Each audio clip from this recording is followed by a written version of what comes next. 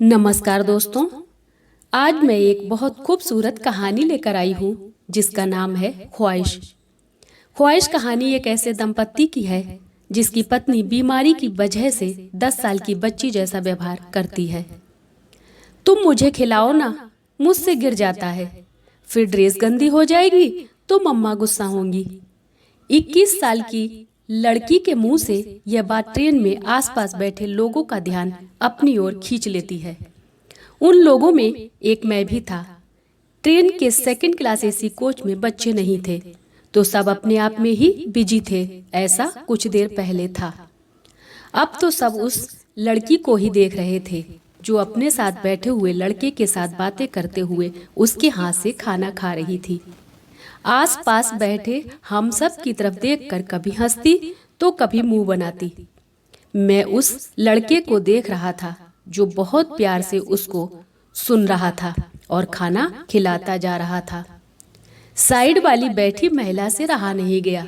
वो बोली, लगता है नई नई शादी हुई है। लड़के का पूरा ध्यान उसको खिलाने पर था।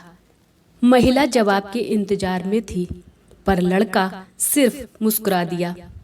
मैं सब कुछ चुपचाप देख रहा था कि खाना खिलाकर उसके हाथ साफ करवाकर उसको कुछ और खिलाने की कोशिश कर रहा था। वो बच्चों की तरह मचल रही थी। वो जितना मचलती लड़का उसे उतना ही प्यार से मना रहा था। अब तक आगे पीछे बैठे लोग ताका झांकी करने लगे थे। मैं तो लड़के के संयम पर कायल होता जा रहा था।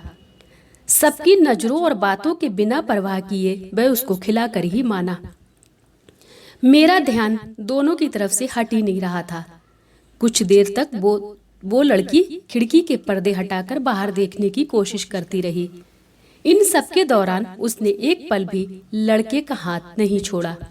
यह देखकर मुझे अपना समय याद आ गया कि जब पायल ने शादी के बाद सड़क पार करने के लिए मेरा हाथ पकड़ना चाहा तो कैसे डांट दिया था। क्या करता? मैंने तो पापा को किसी बाजार में या किसी समारोह में माँ से हमेशा आगे चलते ही देखा था। अब मुझे सोना है कि आवाज मुझे वापस ट्रेन में खींच लाई। लड़का उसके लिए चादर बिछा रहा था। तकिया लगाते हुए बोला, चलो अब सो जाओ, तुम्हारे साथ सोना है, नहीं तो मैं गिर जाऊंगी। उसकी यह बात सुनकर कोई हंसा तो कोई लड़की की बेबाकी पर हैरान था। मैं लड़के के चेहरे के भाव पढ़ने की कोशिश कर रहा था पर यह क्या, लड़के के चेहरे पर लेश मात्र संकोच या शर्म ना होकर सिर्फ प्यार था। वो उसका सिर अपनी गोद में रखकर सुला रहा था। साथ ही मैं यही हूँ, तुम्हें गिरने नहीं दूंगा, तुम सो जाओ, यकीन दिला रहा था। गहरी नींद में भी वो लड़की हाथ पकड़े थी तो लड़के ने भी कोशिश नहीं की छुड़ाने की। साथ बैठी महिला से रहा नहीं गया। वो बोली, लगता है अभी अभी शादी हुई है।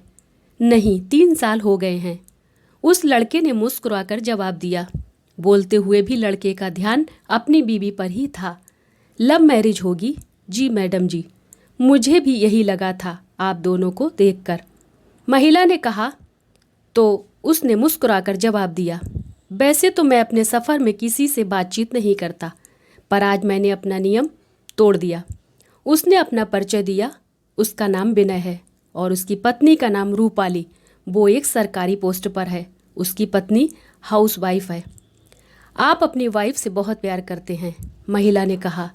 तो मैं विनय के चेहरे को देख रहा था। चेहरे पर आई एक दर्द की लहर को उसने अपनी मुस्कान से पल भर में छिपा लिया। हाँ जी मैम, बहुत करता हूँ, पर यह मुझसे ज़्यादा करती है। विनय का जवाब सुनकर भी वह भी मुस्कुरा दी। बचकाना नहीं लगता आपको उनका ऐसा बर्ताव? वो भी सबके सामने।